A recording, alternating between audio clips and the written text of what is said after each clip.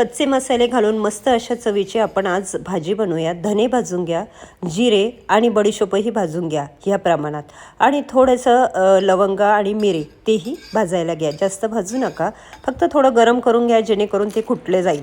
आणि त्यामध्येच कढीपत्ता कुटून घ्या किंवा कढीपत्तासुद्धा भाजायला घ्या, वाटलंच तर तो कुटला जाईल। मस्तपैकी मोहरीची लसणाची फोडणी द्या, 2 चमचे तिळाची फोडणी द्या आणि तो कुटलेला मसालाही त्यामध्ये मस्त परतून घ्या अशा पद्धतीने।